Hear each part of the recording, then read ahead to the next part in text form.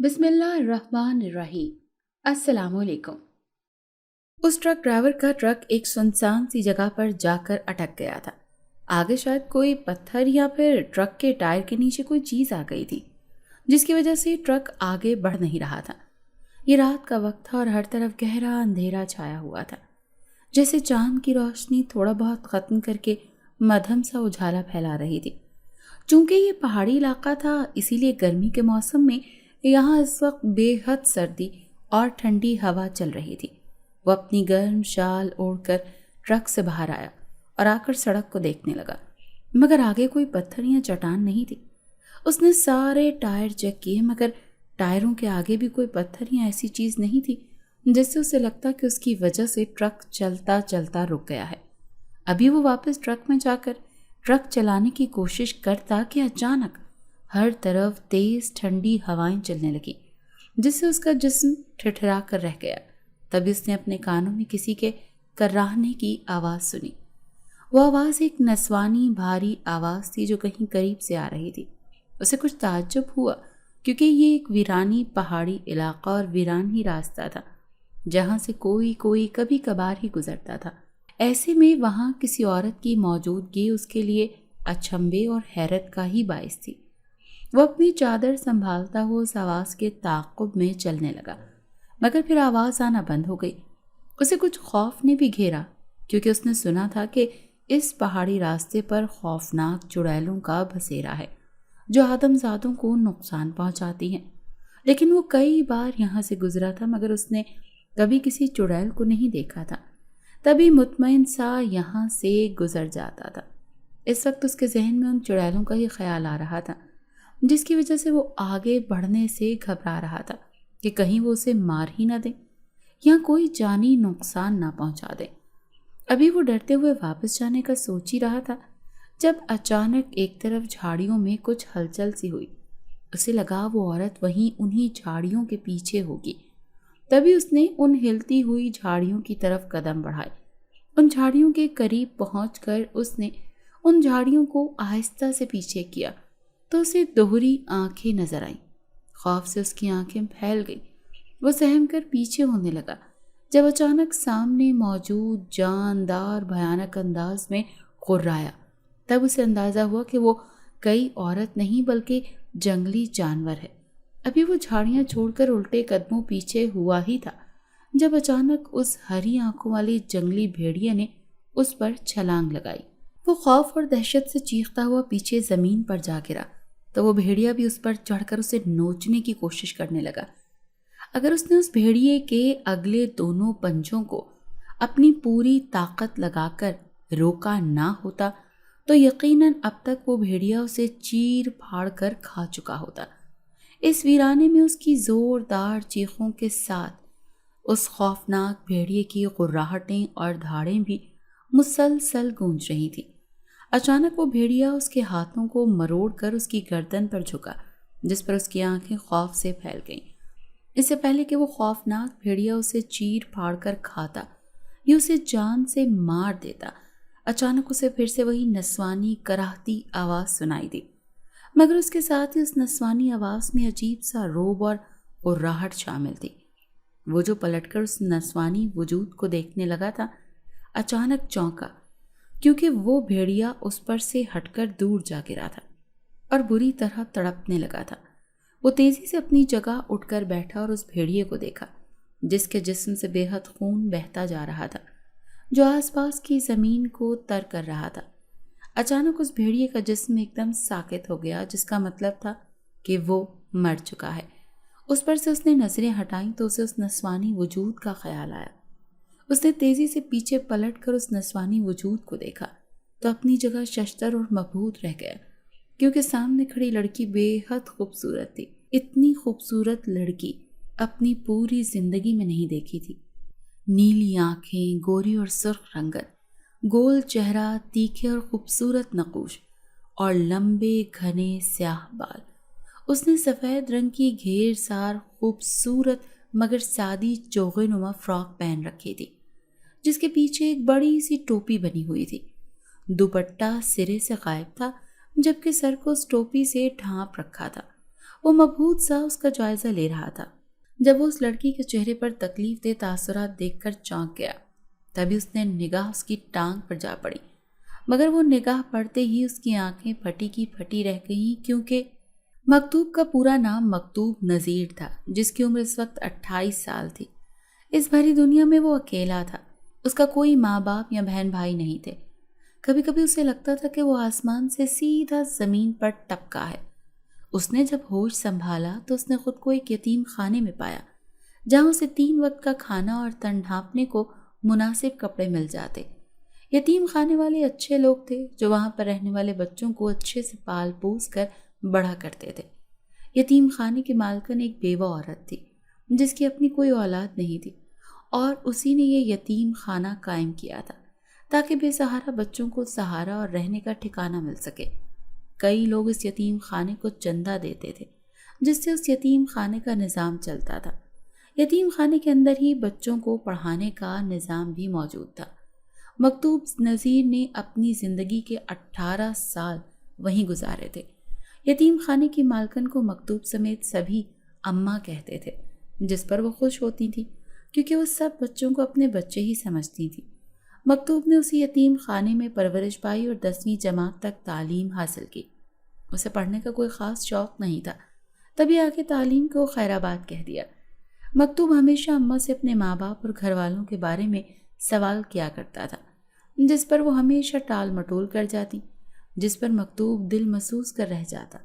مکتوب 18 سال کا تھا جب اماں کا انتقال ہو گیا، لیکن اپنی آخری سانسوں سے پہلے اس نے مکتوب کو اس کے ماں باپ کے بارے میں سب کچھ بتا دیا تھا کہ وہ کون تھے۔ ساری حقیقت جان کر مکتوب کو بے انتہا دکھ ہوا تھا، مگر اس نے سوچ لیا تھا کہ اسے آگے کیا کرنا ہے۔ مکتوب اماں سے بے حد محبت کرتا تھا، جو اس کے لیے اس کی ماں ہی نہیں بلکہ باپ بھی تھی۔ ان کے انتقال کے بعد مکتوب کے لیے اس یتیم خانے میں کچھ نہیں بچا تھا، تبھی اس نے وہ یتیم خانہ چھوڑ دیا اور وہاں سے پہاڑی علاقوں کی ایک وادی میں آ کر بس گیا۔ اس نے دن رات کام کرنا شروع کر دیا تاکہ 3 وقت کا کھانا کھا سکے اور اپنے پہنے اوڑھنے کے لیے ڈھنگ کے کپڑے خرید سکے۔ اسے سخت محنت کر کے خود کو اس قابل بنانا تھا کہ وہ اپنے مقصد میں کامیاب ہو سکے، کیونکہ اتنا تو وہ بھی جانتا تھا کہ غریب آدمی بنا دولت اپنے مقصد میں کامیاب نہیں ہو سکتا۔ گزرے 10 سالوں میں اس نے محنت کر کے اس وادی میں اپنے لیے ایک چھوٹا سا گھر بنا لیا تھا۔ وہ اکیلا تھا، جس کی وجہ سے اس کے اتنے خرچے نہیں ہوتے تھے۔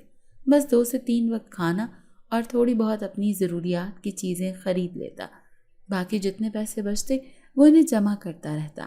یوں اب اس کے پاس کچھ پیسے جمع ہو گئے اور اس کے بعد اس نے اپنے باپ کے خاندان کا پتہ لگانا بھی شروع کر دیا تھا، جس میں اسے تھوڑی بہت کامیابی ہو چکی تھی۔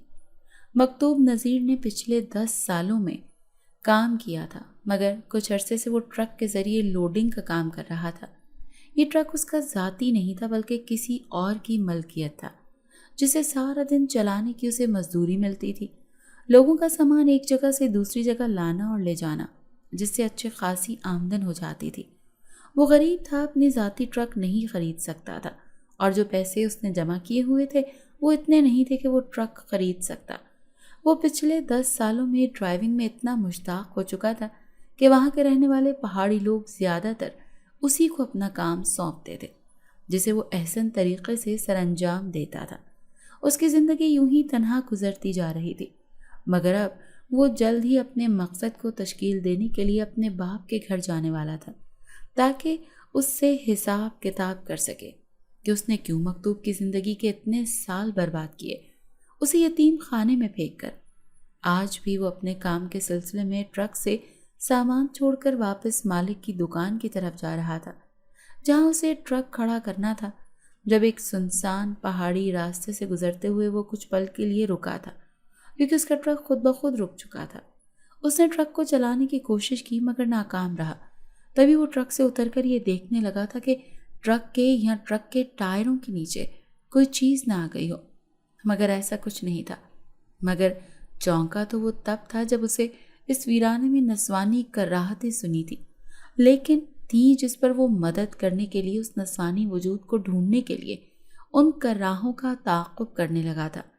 مگر اسے وہ لڑکی نہیں ملی تھی، لیکن اس کی جگہ ایک خوفناک جنگلی بھیڑیا اس پر حملہ آور ہو چکا تھا، جس سے اس نے خود کو بچانے کی بے حد کوشش کی تھی۔ وہ اتنا خوفناک اور بڑا تھا کہ وہ اس بھیڑیے کا چہرہ تک نہیں دیکھ پا رہا تھا۔ اس کی غراہٹوں سے مکتوب کی حالت بری ہو رہی تھی، اور تبھی وہ بھیڑیا اس پر جھکا، اسے نوچنے کے در پہ تھا، جب مکتوب کو ایک بار پھر وہی نسوانی کراہ سنائی دی، اور اس سے پہلے کہ وہ اس نسوانی وجود کو دیکھتا، وہ بھیڑیا اس پر سے اچھل کر دور جا گرا اور گرتے ہی بے تحاشا تڑپنے لگا۔ مکتوب خود کے بچ جانے پر اور اس بھیڑیے کے خود بخود پر سے ہٹ جانے پر حیران ہوتا اٹھ بیٹھا اور اس بھیڑیے کو دیکھنے لگا جو خون میں لت پت تڑپتا تڑپتا اپنی جان کی بازی ہار چکا تھا۔ تبھی مکتوب نے پلٹ کر اس لڑکی کی طرف دیکھا جو بے حد خوبصورت تھی، اتنی خوبصورت کہ مکتوب کچھ دیر کے لیے مبہوت ہو کر رہ گیا تھا، مگر تبھی اس نے اس لڑکی کے چہرے پر تکلیف کے آثار دیکھے تھے، اور پھر اس کی نگاہ اس کی ٹانگ پر گئی تھی، جسے دیکھ کر اس کی آنکھیں پھٹی کی پھٹی رہ گئی تھی، کیونکہ اس کی پوری ٹانگ خون سے بھری ہوئی تھی۔ اتنی سردی میں بھی اس نے کوئی جرسی یا گرم چیز نہیں پہنی تھی جسے اسے سردی لگتی یا نہ ہو۔ اچانک وہ لڑکی لڑکھڑا کر نیچے گری تو مکتوب تیزی سے اس کی طرف بڑھا۔ تم فکر مت کرو، میں تمہیں بچا لوں گا۔ مکتوب نے اتنا کہتے ہوئے اس لڑکی کو اٹھا لیا جس کی آنکھیں بند ہو رہی تھی، مگر اسے اٹھاتے ہی مکتوب کو حیرت اور بے یقینی ہوئی، کیونکہ دکھنے میں وہ لڑکی بے حد دبلی پتلی سی اور بمشکل 20-21 سال کی لگ رہی تھی، مگر اس کا وزن مکتوب کو 2 من سے زائد کا معلوم ہوا تھا، جس پر اسے حیرت ہوئی تھی۔ وہ لڑکی اب شاید بے ہوش ہو چکی تھی، کیونکہ اس کی آنکھیں مکمل بند ہو گئی تھیں، پلکیں تک ساکت تھیں۔ تبھی مکتوب کو یقین تھا کہ وہ بے ہوش ہو چکی ہے۔ مکتوب نے اسے ٹرک میں آگے والی سیٹ پر بٹھایا اور پھر گھوم کر واپس اپنی والی سیٹ پر آ بیٹھا۔ ایک ہاتھ اس کے کاندھے پر رکھا تاکہ وہ گرے نہیں، اور پھر ٹرک سٹارٹ کر کے آگے بڑھ گیا۔ سب سے پہلے وہ گھر کی طرف آیا۔ ٹرک کو کچھ دور چھوڑ کر اس نے اپنی چادر میں اس لڑکی کو لپیٹا اور سب سے چھپا کر اپنے گھر لے آیا کہ کہیں کوئی دیکھ نہ لے۔ اگلی وادی والے اسے ایک لڑکی کو یوں لے جاتے دیکھ لیتے تو نہ جانے اس کے بارے میں کیا رائے قائم کرتے۔ اس لڑکی کو اندر لا کر اس نے نرم بستر پر لٹایا اور اس پر اچھے سے رضائی اڑا کر وہ واپس باہر آیا اور پھر ٹرک کو مالک کی دکان پر چھوڑنے چلا گیا، جہاں پہنچ کر اسے مالک سے ڈانٹ پڑی کہ وہ اتنی دیر سے کیوں آیا، جس پر وہ راستے میں ٹرک خراب ہونے کا بہانہ کرتا تیزی سے واپس گھر کی طرف پلٹ آیا تھا۔ وہ گھر آیا تو وہ لڑکی ہلکا ہلکا کر رہی تھی۔ اس نے تیزی سے اس لڑکی کی ٹانگ سے رضائی ہٹا کر اس کی زخمی ٹانگ کا معائنہ کیا، جہاں پر گہرا زخم آیا ہوا تھا، جس پر اس نے اس زخم پر جڑی بوٹی کا مرہم لگایا اور پھر اس پر پٹی باندھ دی۔ اس نے ایک نظر کراہتی ہوئی اس خوبصورت لڑکی کو دیکھا اور پھر باہر آ گیا اور چھوٹے سے کچن میں صبح کا بچا دودھ گرم کرنے لگا۔ دودھ گرم کر کے اس نے ایک چمچ ہلدی ڈالی اور پھر واپس کمرے میں آیا تو وہ آنکھیں کھول کر لیٹی ہوئی تھی۔ مکتوب کو اندر آتے دیکھ کر تیزی سے اٹھ بیٹھی۔ یہ دودھ پی لو، اس نے تمہیں سکون ملے گا۔ مکتوب نے دودھ کا گلاس اس کی طرف بڑھا کر نرمی سے کہا تو اس نے سر ہلا کر وہ دودھ ایک ہی سانس میں ختم کر دیا، جس پر مکتوب کی آنکھیں حیرت سے پھیل گئیں، کیونکہ دودھ بے حد گرم تھا جسے ایک ہی سانس میں پی پانا ناممکن تھا۔ اسے حیرت تو تھی مگر کچھ بولا نہیں اور چپ کر کے اس کے پاس پڑی کرسی پر بیٹھ گیا۔ تم کون ہو؟ اس لڑکی نے دودھ کا گلاس خالی اس کی طرف بڑھا کر پوچھا تو مکتوب نے بغور اسے دیکھا، جو پہلے سے وہ اسے کافی بہتر لگ رہی تھی۔ میں مکتوب ہوں اور اسی وادی میں رہتا ہوں۔ پیشے سے میں ایک ٹرک ڈرائیور ہوں، لیکن بے حد غریب ہوں۔ مکتوب نے سادہ سے لہجے میں بتایا تو وہ سر ہلا کر پوچھنے لگی کہ تمہارے ماں باپ اور بہن بھائی کدھر ہیں؟ اس کے سوال پر مکتوب کا چہرہ پھیکا پڑ گیا۔ پھر اس نے سنبھل کر کہا کہ میں یتیم ہوں نا، تو میرے ماں باپ نہیں ہیں اور نہ ہی بہن بھائی۔ مکتوب کی بات سن کر اس لڑکی کے چہرے پر افسوس کے تاثرات چھائے، جس پر مکتوب نے موضوع بدلنے کے غرض سے کہا کہ تم بھی اپنے بارے میں کچھ بتاؤ کہ تم کون ہو اور اس ویران پہاڑ پر کیا کر رہی تھی اور زخمی کیسے ہوئی؟ اس کے سوال پر لڑکی نے گہرا سانس بھرا اور کہا کہ میرا نام پونم ہے اور میں ایک جن زادی ہوں۔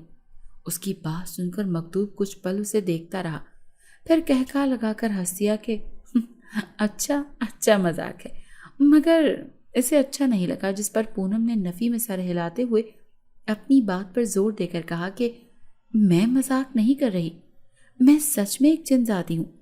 پونم کے زور دینے پر مکتوب نے سنجیدگی سے اس کے چہرے کا جائزہ لیا اور یکدم نفی میں سر ہلا کر بولا کہ تم جھوٹ بول رہی ہو، جنات بہت خوفناک ہوتے ہیں، میں جانتا ہوں۔ مکتوب نے کہا تو پونم نے چٹکی بجائی، جس پر وہ اچانک اپنی جگہ سے غائب ہو گئی۔ اسے یوں غائب ہوتے دیکھ مکتوب اپنی جگہ سے اچھل پڑا اور پھٹی پھٹی آنکھوں سے اس جگہ کو دیکھنے لگا جہاں کچھ دیر پہلے پونم بیٹھی ہوئی تھی۔ ابھی وہ اس جگہ کو حیرانی اور بے یقینی سے دیکھ ہی رہا تھا جب اچانک وہ ایک بار پھر اس کے سامنے نمودار ہو گئی تو مکتوب اب کی بار خوف سے اچھل کر کھڑا ہو گیا۔ پونم نے استہزائی انداز میں اس سے پوچھا کہ اب آ گیا یقین، جس پر مکتوب کا سر میکانگی انداز میں ہل گیا، جس پر پونم مسکرائی تو وہ اس کی خوبصورت ہنسی میں کھو کر یہ بھی بھول گیا کہ وہ ایک جن زادی ہے جس کی مسکراہٹ پر وہ فدا ہو رہا ہے۔ پونم نے اسے بیٹھنے کو کہا تو وہ ہوش میں آ کر سر ہلاتا واپس کرسی پر بیٹھ گیا۔ تم زخمی حالت میں اس ویران پہاڑی راستے پر کیوں موجود تھی؟ تمہیں تو اپنے گھر میں ہونا چاہیے تھا، مکتوب نے حیرت سے پوچھا۔ وہ اب اپنے خوف سے باہر نکل آیا تھا کیونکہ اتنا تو اسے معلوم ہو چکا تھا کہ پونم جنزادی اسے کوئی نقصان نہیں پہنچائے گی کیونکہ اس نے پونم جنزادی کی مدد کی تھی۔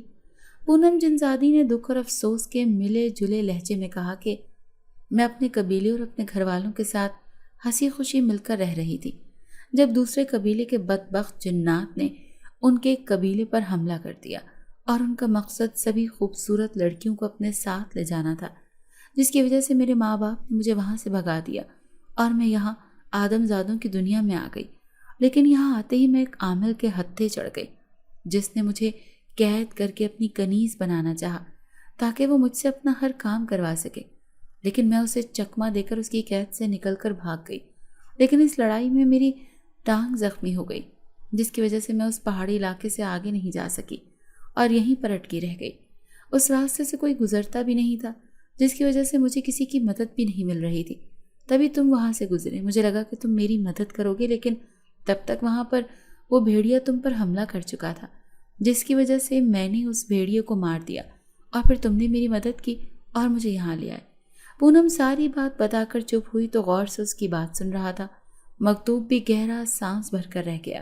مکتوب نے اسے کہا کہ وہ جب تک چاہے یہاں سکون سے رہ سکتی ہے، کوئی بھی اسے یہاں تنگ کرے گا نہیں اور نہ ہی کوئی اسے نقصان پہنچائے گا۔ پونم نے سر ہلا دیا تو مکتوب بھی مطمئن ہو کر کمرے سے باہر نکل آیا اور رات کے کھانے کی تیاری کرنے لگا۔ رات کو اس نے خود بھی کھانا کھایا اور پونم کو بھی دیا، جسے اس نے چپ چاپ کھا لیا۔ مکتوب کو حیرت تھی کہ وہ عام انسانوں والا کھانا کھا لیتی تھی، مگر اس نے اپنی حیرت کا اظہار پونم کے سامنے نہیں کیا تھا۔ پونم اور مکتوب کے درمیان گہری دوستی ہو گئی تھی جس کی وجہ سے اب وہ آپس میں بے تکلفی سے بات چیت کر لیا کرتے تھے۔ دونوں کے درمیان اب بے انتہا بے تکلفی ہو گئی تھی اور وہ بے حد آرام اور بے تکلفی سے ایک دوسرے کو مخاطب کر لیا کرتے تھے۔ ان چند دنوں میں مکتوب نے اس سے اپنی گزری زندگی کا ہر پل بانٹ لیا تھا، جبکہ وہ بھی اپنی دنیا کی باتیں کر کے مکتوب کی دلچسپی کا سامان کیا کرتی تھی۔ پونم گھر سے باہر نہیں نکلا کرتی تھی اور اس کے لیے مکتوب نے ہی اسے منع کیا تھا تاکہ وہ کسی کی نظروں میں نہ آ جائے اور کسی کو پتہ نہ چل جائے کہ وہ ایک جن زادی ہے۔ اگر ایسا ہو جاتا تو یقیناً کوئی نہ کوئی اسے نقصان پہنچانے کی کوشش کرتا یا پھر کوئی اسے پھر سے قید کرنے کی کوشش کرتا، جس پر پونم نے بھی کوئی اعتراض نہیں کیا تھا کہ وہ بھی اب کوئی پریشانی یا مصیبت نہیں اٹھانا چاہتی تھی۔ وہ دونوں اب ایک دوسرے کے لیے کافی تھے جو ایک دوسرے سے اپنا دکھ سکھ بانٹ لیا کرتے تھے۔ کچھ ہی دنوں میں پونم کا زخم بالکل بھر گیا تھا اور وہ بالکل ٹھیک ہو گئی تھی اور چلنے پھرنے بھی لگی تھی۔ دنیا میں وہ پہلی ایسی ہستی تھی جس کے ساتھ مکتوب کھل کر اپنے دل کی ہر بات کر جایا کرتا تھا، جس سے بات کرنے کے لیے مکتوب کو سوچنا نہیں پڑتا تھا، جو مکتوب کو سمجھتی تھی، اس کا خیال رکھتی تھی۔ یہی وجہ ہے کہ اسے پونم اچھی لگنے لگی تھی۔ وہ ایک جنزادی تھی، اسے اس بات سے بھی فرق نہیں پڑتا تھا۔ اسے بس اتنا پتا تھا کہ وہ پونم کو پسند کرتا ہے اور ہمیشہ اس کے ساتھ رہنا چاہتا ہے۔ آہستہ آہستہ اسے احساس ہونے لگا تھا کہ وہ پونم سے محبت کرتا ہے، جس پر وہ خوش تھا کہ پونم اب ہمیشہ اس کے پاس رہے گی۔ پونم اس کے بارے میں کیا سوچتی تھی وہ نہیں جانتا تھا، لیکن اس کے چہرے کی خوشی اور سکون سے اسے یہی لگتا تھا کہ وہ بھی اس سے محبت کرتی ہے، تبھی اتنی مطمئن ہے اور بنا کسی پریشانی کے یہاں رہ رہی ہے۔ پونم نے اسے ایسی کوئی بات نہیں کی تھی، مگر اسے یقین تھا کہ جو وہ سوچتا ہے وہی سچ ہے۔ آج بھی مکتوب کھانا کھا کر فارغ ہو کر پونم کے پاس بیٹھا ہوا تھا جب اچانک اس کے سر میں درد اٹھا، جس کی وجہ سے وہ دوائی لینے جانے لگا تو پونم نے اسے منع کیا کہ وہ تو اسے منٹوں میں ٹھیک کر دے گی۔ اس سے پہلے بھی پونم کئی بار اس کے سامنے اپنے جادو کا مظاہرہ کر چکی تھی، جس پر وہ اس کی طاقت کا قائل ہو گیا تھا۔ پونم نے آگے بڑھ کر اس کے سر پر ہاتھ رکھا، مگر اگلے ہی پل اس نے اپنا ہاتھ اس کے سر سے ہٹا کر چونک کر مکتوب کو دیکھا، جس کی آنکھیں بند تھی۔ اس نے ایک بار پھر اس کے سر پر ہاتھ رکھ کر زیر لب کچھ پڑھا، پھر اچانک ہی اس سے دور ہو کر کھڑی اسے دیکھنے لگی۔ اس کی خاموشی محسوس کر کے مکتوب نے آنکھیں کھول کر پونم جنزادی کو دیکھا، جو عجیب تاثرات چہرے پر لیے مکتوب کو دیکھ رہی تھی۔ مکتوب نے حیرت سے اس سے پوچھا کہ کیا ہوا؟ تو پونم نے کہا کہ تم اپنے باپ سے بدلہ لینا چاہتے ہو۔ پونم کے سوال پر مکتوب نے حیران ہوتے ایک دم پوچھا کہ تمہیں کیسے پتا؟ جس پر پونم نے کہا کہ میں سب کی سوچیں پڑھ سکتی ہوں۔ اس کی بات سن کر مکتوب نے بنا کچھ چھپائے اسے سب کچھ بتا دیا، جس پر پونم نے ایک گہرا سانس بھرا اور کہا کہ بدلہ لینا اچھی بات نہیں، ہو سکتا ہے کہ تمہارے باپ نے بھی کسی مجبوری میں تمہیں یتیم خانے میں چھوڑا ہو جو تمہیں نظر نہیں آ رہی، شاید وہ حقیقت نہ ہو۔ جس پر مکتوب نے سر ہلا دیا کہ ٹھیک ہے، حقیقت جان لینے کے بعد بدلہ لوں گا میں۔ اس کی بات پر پونم نے کہا کہ میں تمہاری مدد کروں گی۔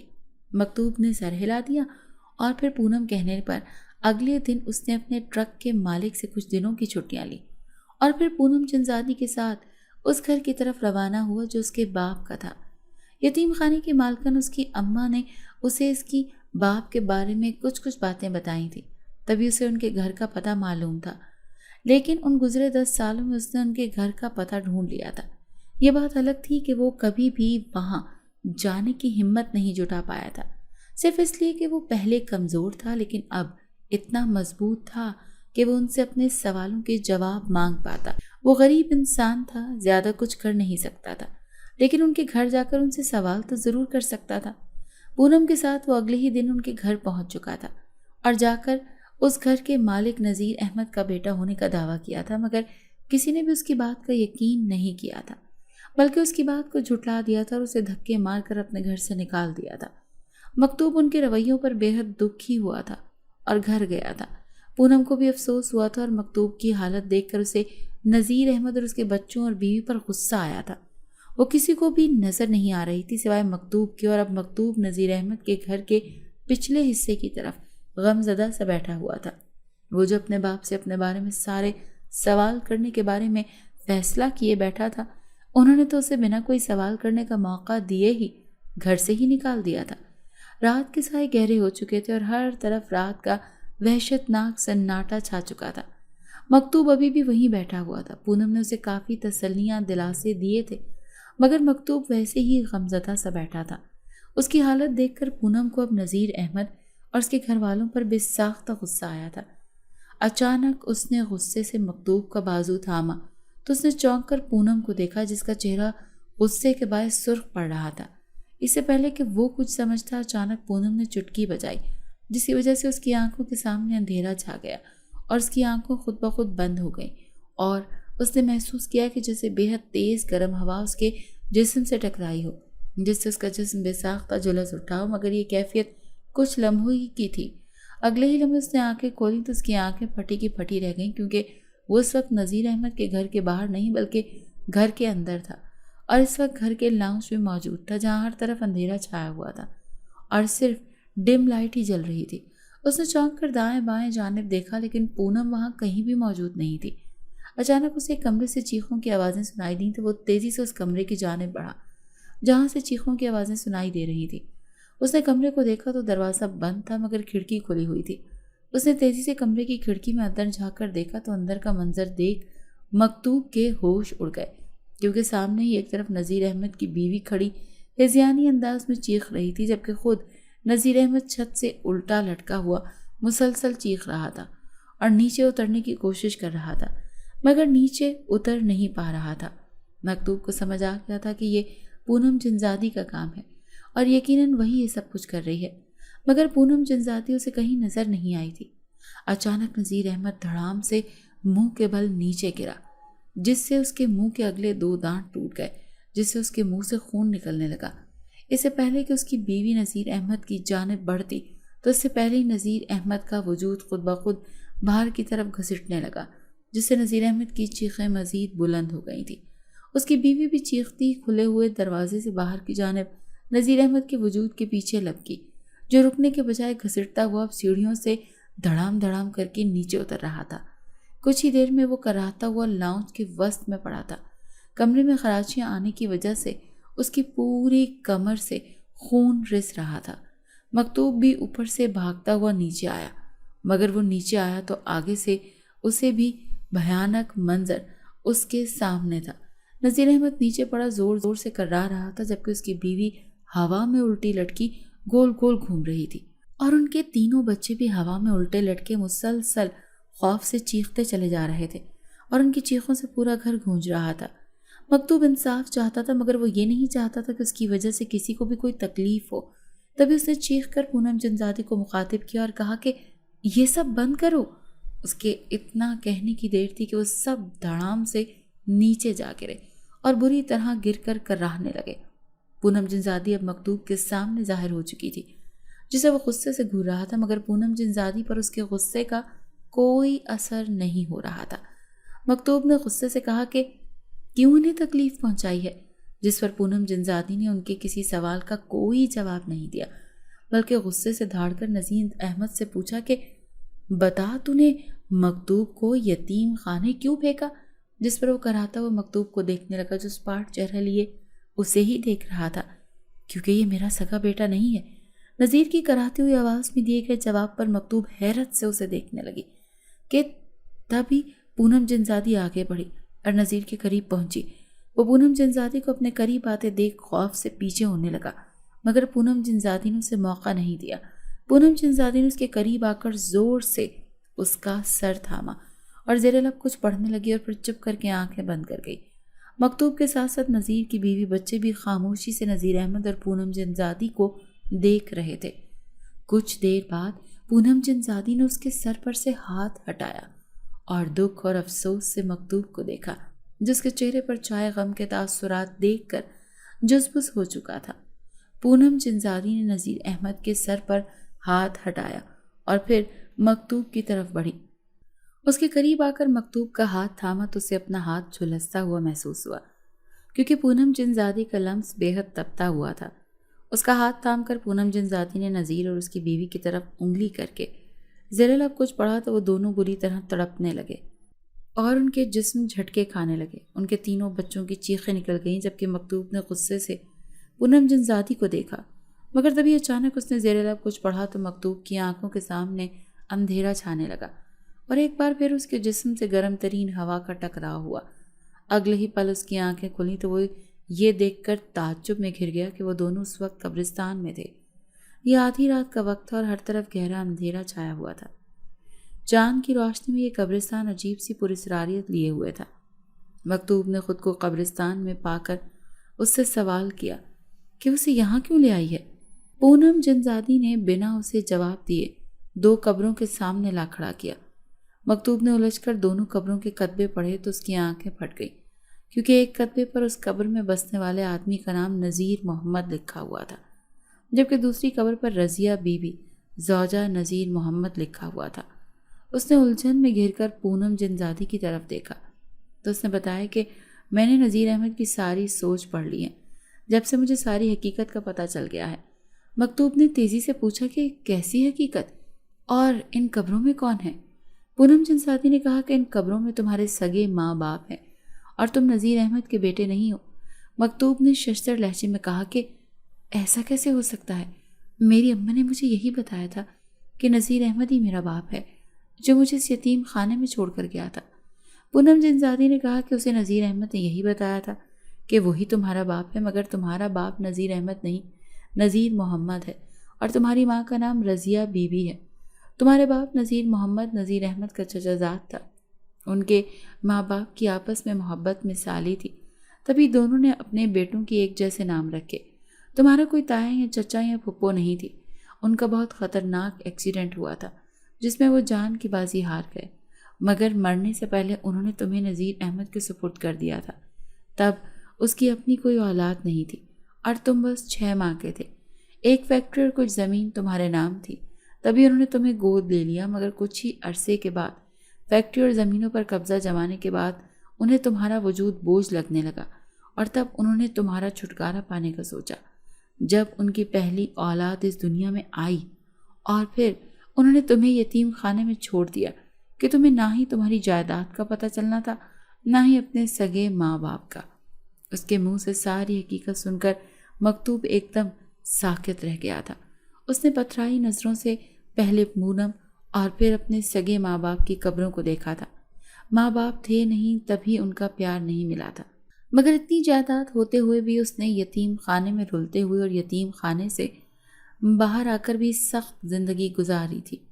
वो अपने आप पर से ज़ब्त खोता हुआ अपने सगे माँ बाप की कब्रों के करीब बैठा धाड़े मार मार कर रोने लगा था। पूनम बिना कुछ कहे गायब हो चुकी थी। मकतूब कितनी ही देर वहाँ गमज़दा से अंदाज में बैठा आंसू बहाता रहा और जब दिल कुछ पुरसुकून हुआ तो फातिह ख़्वानी करने के बाद वहाँ से जाने को पलटा, मगर पूनम वहाँ नहीं थी। उसने पूनम को काफ़ी ढूंढने की कोशिश की, मगर वो न मिली, तो अकेला ही घर की तरफ निकल पड़ा कि वो जहाँ भी होगी उसके पास लौट आएगी। वो घर पहुंचकर लेट गया था और लेटे लेटे कब थकावट और रोने की वजह से उसकी आंख लगी उसे इल्म नहीं। वो जब जागा तो दिन चढ़ चुका था। उसने इर्द गिर्द देखा तो अपने सिरहाने से कुछ कागजात रखे हुए नजर आए।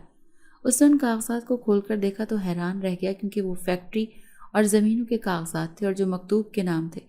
ये वही जायदाद थी जो उसके बाप ने मकतूब के नाम कर रखी थी, मगर उस पर नज़ीर अहमद कब्जा जमाए बैठा था। मकतूब ने इर्द गिर्द निगाह दौड़ाई, मगर पूनम नज़र न आई और उसने बाहर की जानिब कदम बढ़ाए। वो बाहर ही उसे नज़र आ गई। उसने पूनम से पूछा कि तुमने ये क्यों किया, जिस पर पूनम ने कहा कि मैं तुमसे मोहब्बत करती हूँ, इसीलिए। उसके वाज़ेह इज़हार पर मकतूब हैरत ज़दा रह गया। वो भी तो उससे मोहब्बत करता था और अब उसके मुंह से ये सब सुनकर वो बेहद खुश हो गया था।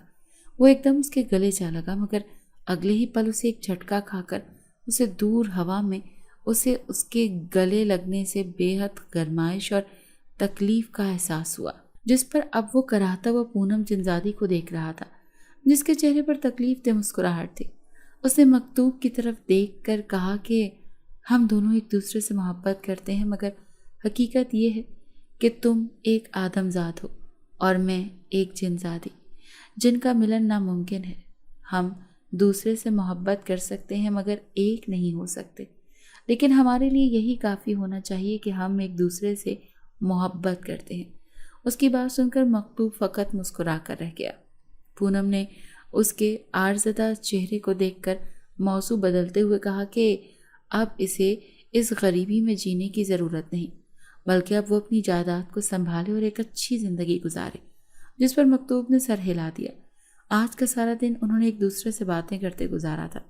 रात का खाना खाने के बाद उसने अपने कमरे की राह ली थी और फिर सोने के लिए लेट गया था। उसने सोच लिया था कि अब वो अपनी फैक्ट्री और ज़मीनें खुद संभालेगा और फिर अच्छे से अपनी ज़िंदगी गुजारेगा, मगर पूनम जिनजादी को हमेशा अपने साथ रखेगा। कुछ ही देर में वो गहरी नींद में उतर गया था। ये रात के 12 बजे का वक्त था जब उसे कमरे में घुटन और शदीद हब्स का एहसास हुआ।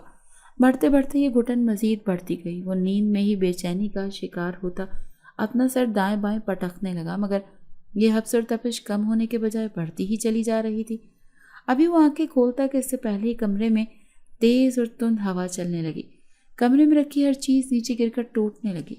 चीज़ों की तोड़ फोड़ से होते शोर की वजह से वो एकदम हड़बड़ाकर बिस्तर पर उठ बैठा और कमरे में चलती तेज़ हवा की वजह से नीचे गिरकर टूटती चीज़ों को देखकर परेशान होता उठा और खिड़की बंद करने लगा।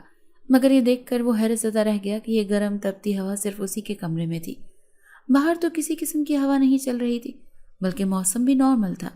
अचानक से उसे ऐसा लगा जैसे उसके पीछे कोई है, मगर जैसे ही उसने पलटकर पीछे देखा तो वहाँ कोई नहीं था।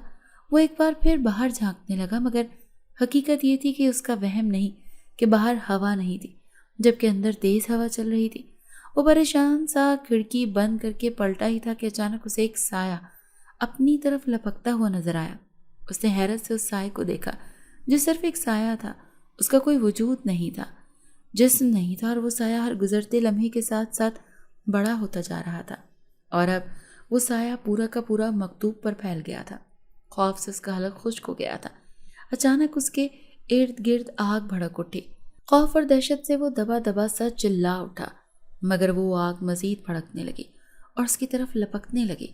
ابھی اس کا سدباب کرتا تبھی پورے کمرے میں قہقہ گونجنے لگا۔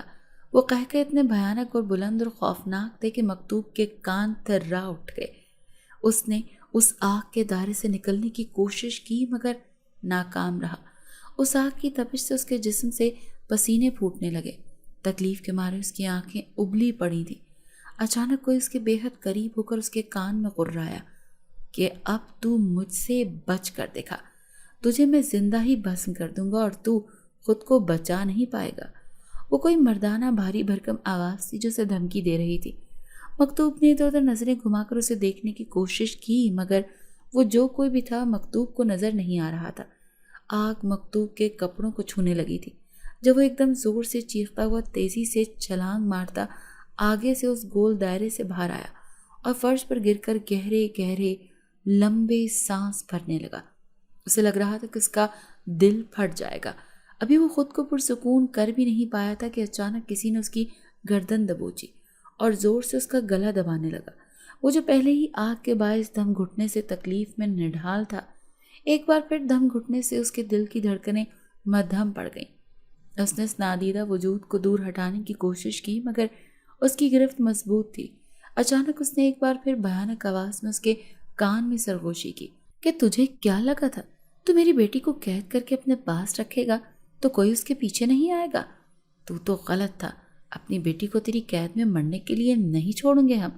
مکتوب کو بالکل سمجھ نہیں آئی تھی کہ وہ نادیدہ وجود کس کے بارے میں بات کر رہا ہے، مگر ایک بات ضرور سمجھ آ گئی تھی کہ وہ اسے جان سے مارنے کا ارادہ رکھتا ہے اور مکتوب ابھی مرنا نہیں چاہتا تھا۔ تبھی ہمت کرتا اندازے سے اپنا زوردار تھپڑ سامنے والے کے منہ پر رسید کیا۔ کچھ پل کے لیے اس نادیدہ وجود کی گرفت اس پر سے ڈھیلی ہوئی تو اس نے تیزی سے اسے دھکا دے کر خود سے دور کیا اور تیزی سے باہر کی طرف بڑھتا اپنا سینہ مسل کر بری طرح کھانسنے لگا۔ وہ تیزی سے کھانستا وہ لڑکھڑاتے انداز میں باہر آیا اور پونم جنزادی کو مدد کے لیے پکارنے لگا، مگر دم گھٹنے سے اس کے حلق سے آواز بھی باہر نہیں نکل پا رہی تھی۔ ابھی وہ پورا زور لگا کر پونم جنزادی کو پکارتا کہ اچانک کسی نے اس کے بالوں سے اس کو دبوچا تو وہ حلق کے بل چلا اٹھا جس سے اس کی چیخ پورے گھر میں گونج اٹھی۔ وہ نادیدہ وجود اب اسے گھسیٹتا ہوا چھت کی جانب لے جا رہا تھا اور درد اور خوف سے مکتوب کی چیخیں آسمان کو چھو رہی تھیں۔ اس کی چیخیں سن کر پونم جنزادی تیزی سے باہر آئی اور مکتوب کو تڑپتے گھسیٹتے چھت کی طرف لے جاتے دیکھ تیزی سے اس کی طرف لپکی اور زیر لب کچھ پڑھ کر ہاتھوں کو گھما کر اس کے سر کی طرف پھینکا۔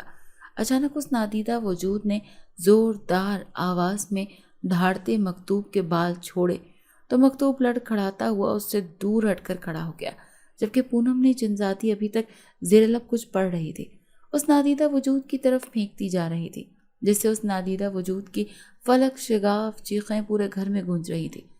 اس سے پہلے کہ پونم ایک بار پھر اس پر اپنے جادو سے حملہ کرتی، اچانک اس کا وجود ظاہر ہوا۔ وہ کالے رنگ کے لباس میں ملبوس لمبے بالوں والا کوئی مرد تھا جس کے بال اس کے چہرے پر بکھرے ہوئے تھے۔ اس کا سر جھکا ہوا تھا اور وہ مسلسل تکلیف سے کرراہ رہا تھا۔ مکتوب کراہتا ہوا اس کے طرف دیکھ رہا تھا جس سے مکتوب کی جان سے مارنے میں کوئی کسر نہیں چھوڑی تھی آج۔ پونم جنزادی نے مکتوب کو کراہتے ہوئے کہا کہ دیکھو تو، غضبناک ہو کر پوچھا کون ہو تم اور تمہاری ہمت کیسے ہوئی اسے نقصان پہنچانے کی؟ تم کیا اسے نقصان پہنچاؤ گے؟ میں ہی تمہیں اس قابل نہیں چھوڑوں گی، اس نے غصے بھرے لہجے میں کہہ کر ایک بار پھر مقابل موجود آدمی پر جادوئی حملہ کرنا چاہا جب اچانک اس نے اپنا چہرہ اٹھا کر پونم جنزادی کو دیکھا۔ اس پر نظریں پڑتے ہی پونم جنزادی کے قدم لڑکھڑائے اور وہ اپنے جادوئی عمل کو روکتی ہوئی ایک دم چیخ اٹھے، جس پر مکتوب نے حیرت سے اسے دیکھا جب اس آدمی کے گلے لگ کر پھوٹ پھوٹ کر روئی جا رہی تھی۔ مگر ایک لفظ جو مکتوب کے لیے قابل غور تھا وہ یہ تھا کہ وہ اس آدمی کو بابا کہہ رہی تھی۔ مکتوب کو حیرت کا جھٹکا لگا، یعنی جو اسے مارنے کے در پہ تھا وہ پونم جنزادی کا باپ تھا، جس کا چہرہ مکتوب کے سامنے تھا۔ وہ پونم جیسا ہی تھا، مگر اس کے سامنے کے 2 دانت بہت لمبے تھے۔ آپ یہاں کیسے آئے؟ پونم نے اپنے باپ سے پوچھا۔ تمہیں ڈھونڈتے ہوئے آیا تھا۔ اب ہمارے قبیلے میں سب ٹھیک ہو گیا ہے، دشمن قبیلے کو مار دیا گیا ہے، اب کوئی ہمیں دوبارہ تنگ نہیں کرے گا۔ پونم نے جنزادی کی جنزاد باپ نے بتایا تو وہ خوشی سے اپنے باپ کے گلے جا لگی۔ مکتوب اب خاموشی سے ان دونوں کو دیکھ رہا تھا۔ یہاں کر دیکھا کہ تم اس آدمزاد کی قید میں ہو تو اس کو مار کر تمہیں آزادی دلانی چاہیے، مگر تم نے اپنے باپ ہی کو اس کے لیے نقصان پہنچا دیا۔ اس کے باپ نے مکتوب کو گھورتے ہوئے پونم جنزادی سے شکایت کی تو پونم نے تیزی سے نفی میں سر ہلایا اور کہا کہ یہ دشمن نہیں دوست ہے اور اس نے مجھے بچایا تھا۔ اتنا بتا کر پونم جنزادی نے اپنے جنزاد باپ کو ساری بات شروع سے بتا دی، جس پر اس کے باپ نے مکتوب سے معافی مانگی کہ اس نے بنا حقیقت جانے مکتوب کو اتنی تکلیف پہنچائی، جس پر مکتوب نے انہیں معاف کر دیا۔ پونم کا باپ اسے لے جانے آیا تھا اور یہ ایک نہ ایک دن ہونا ہی تھا۔ پونم جنزادی اور مکتوب ایک دوسرے سے محبت کرتے تھے، مگر اس محبت کو پا نہیں سکتے تھے اور یہ بات وہ دونوں جانتے تھے۔ تبھی پونم جنزادی نے اپنے باپ کے ساتھ واپس چلی گئی، مگر اس نے مکتوب سے وعدہ کیا تھا کہ وہ اس سے ملنے آتی رہے گی۔ اس کے بعد مکتوب نے اپنی فیکٹری اور زمینیں نذیر احمد سے واپس لے لیں۔ وہ کچھ بھی کر پایا کیونکہ مکتوب کے پاس جائیداد کے کاغذات تھے جن کے مطابق فیکٹری اور زمینوں کا مالک مکتوب تھا۔ اس نے وہیں پر ایک گھر خرید لیا اور پھر 2 سال بعد ایک سلجھی ہوئی لڑکی سے شادی کر لی۔ پونم جنزادی اس سے اکثر ملنے آتی تھی، جس کے بارے میں کوئی نہیں جانتا تھا۔ آج مکتوب 2 بچوں کا باپ ہے اور وہ اب اپنی بیوی بچوں کے ساتھ ایک مطمئن زندگی گزار رہا ہے۔ اگر آپ کو آج کی ہماری کہانی پسند آئی ہے تو اسے لائک کیجیے اور اپنے پیاروں کے ساتھ شیئر کیجیے۔